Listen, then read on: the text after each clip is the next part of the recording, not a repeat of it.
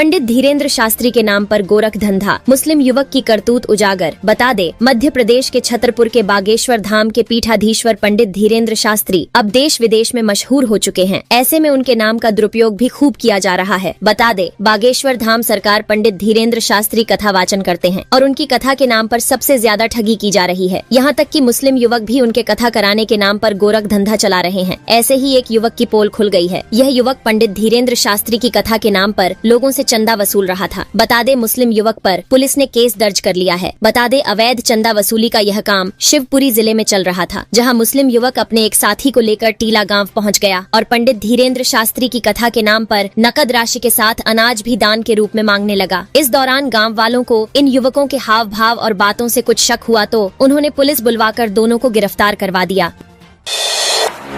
ग्रामीणों के लिए खुशखबरी, जल्द आपके इलाके से बड़े शहरों तक चलेंगी सरकारी बसें। जी हां, मध्य प्रदेश सरकार बहुत जल्द 19 साल से बंद पड़े हुए मध्य प्रदेश सड़क परिवहन निगम को खोलकर दोबारा सरकारी बसों की सेवा शुरू करने वाली है। इसे दोबारा से शुरू करने के लिए परिवहन विभाग को प्रस्ताव भेजा गया है। वहीं निगम के शुरू होने के बाद बसों का संचालन सबसे पहले उन ग्रामीण क्षेत्रों में किया जाएगा जहां निजी बस सेवा उपलब्ध नहीं है। आपको बता दें कि साल 2005 में तत्कालीन सरकार ने मध्य प्रदेश सड़क परिवहन निगम को बंद कर दिया था। वहीं प्रदेश के सड़क परिवहन निगम को दोबारा से शुरू करने का प्रस्ताव मुख्य सचिवालय कार्यालय की ओर से परिवहन विभाग को भेजा गया है।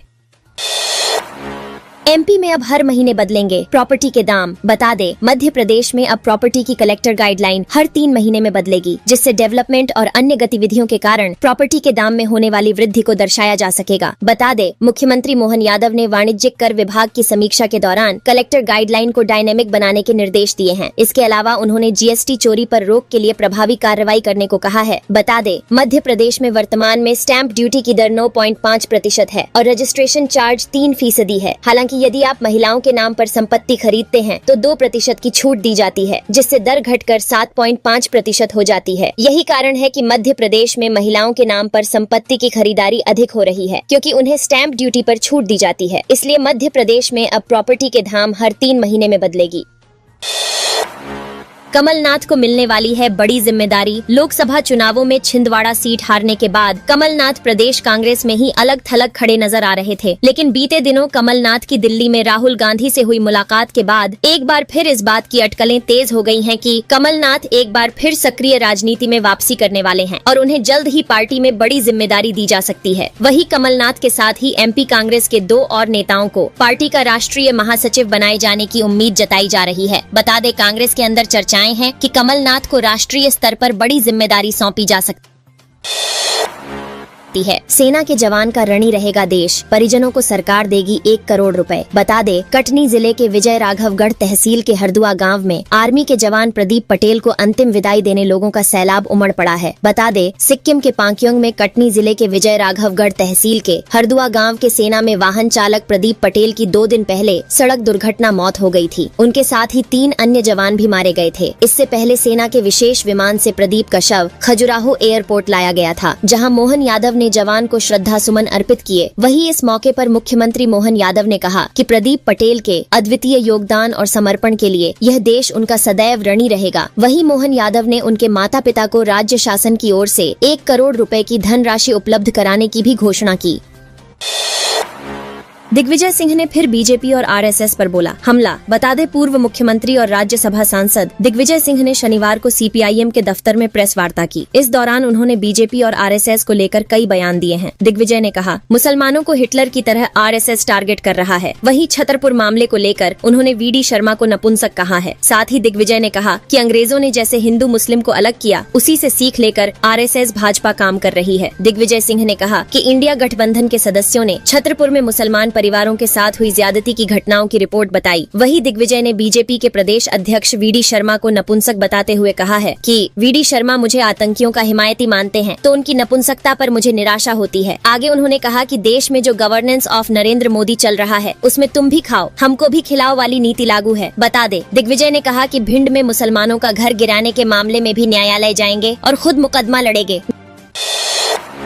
मध्य प्रदेश के बाद राजस्थान में भी लागू होगा। ये पढ़ाई का मॉडल मध्य प्रदेश में डॉक्टरी की पढ़ाई हिंदी भाषा में शुरू होने के बाद दूसरे राज्यों के लिए भी विचार विमर्श का विषय बन गई है। इस कारण राजस्थान सरकार का एक प्रतिनिधि मंडल हिंदी में मेडिकल की पढ़ाई को समझने के लिए राजधानी भोपाल आएंगे। राजस्थान का स्वास्थ्य विभाग का यह प्रतिनिधि मंडल आकर हिंदी में मेडिकल की पढ़ाई के मॉडल को समझेगा। इसके बाद सरकार को प्रस्ताव भेजेगा। वही गांधी मेडिकल कॉलेज के अफसर ने बताया है कि कई प्रदेशों ने हिंदी मेडिकल की पढ़ाई के लिए संपर्क साधा, लेकिन इसमें सबसे ज्यादा दिलचस्पी राजस्थान सरकार ने दिखाई है।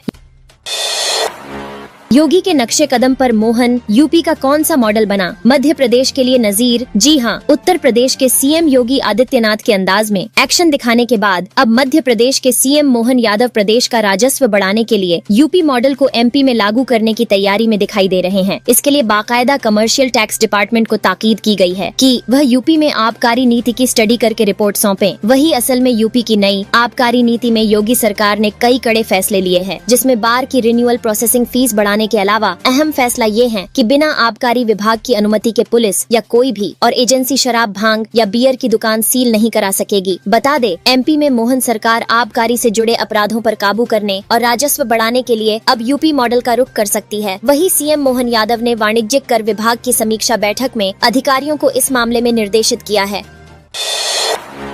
मानसून ट्रफ लाइन ने बदली दिशा, प्रदेश के 23 जिलों भारी बारिश का अलर्ट जारी। मध्य प्रदेश में मौसम ने अपने दो रंग दिखाने शुरू कर दिए हैं। एक हिस्से में भारी बारिश हुई तो एक हिस्से में तेज धूप निकली थी। बता दे, शनिवार को प्रदेश की राजधानी भोपाल, आगरमालवा, राजगढ़, छिंदवाड़ा, श्योपुर और नर्मदापुरम में भी भारी बारिश देखने को मिली है। वही आज श्योपुर में बिजली गिरने से 5 लोग झुलस गए। वही इधर मौसम विभाग ने भारी बारिश का अनुमान जताया है कि मौसम विभाग के वैज्ञानिकों का कहना है कि मानसून ट्रफ लाइन वर्तमान में दमोह से होते हुए लो प्रेशर एरिया तक विस्तृत है। आंध्र प्रदेश और ओडिशा के बगल में ही समुद्र तट पर लो प्रेशर एरिया सिस्टम सक्रिय है। वही जिस वजह से आने वाले दिनों में बारिश का दौर फिर से शुरू हो सकता है। जहरीली हो गई एमपी की घास, खाने के बाद हो रही गायों की मौत। जी हाँ, मध्य प्रदेश की घास जहरीली हो गई है, क्योंकि हाल ये है कि घास खाने के बाद मवेशियों की मौत हो रही है। प्रदेश के सतना जिले में यह घटना तब सामने आई जब घास खाने के बाद कई गायों ने तड़प तड़प कर दम तोड़ा। बता दो, करीब 1.5 दर्जन गायों की मौत हो गई है। इतनी बड़ी संख्या में गोवंश की मौत से हड़कंप मच गया है। मामला दबाने के लिए मृत गायों को आनन फानन में दफना दिया गया है। वही गायों की मौत के बाद इलाके के किसान और पशुपालक भी परेशान हो गए हैं। बता दे, पीएम रिपोर्ट में इस बात की पुष्टि हो गई कि गायों की मौत जहरीली घास खाने से हुई है। डॉक्टरों का कहना है कि खेतों में या मैदान में किसी रसायन का छिड़काव किया गया होगा और बाद में यहाँ की घास मवेशियों ने खा ली। इस कारण घास खाने वाली सभी मवेशियों की मौत हो गई।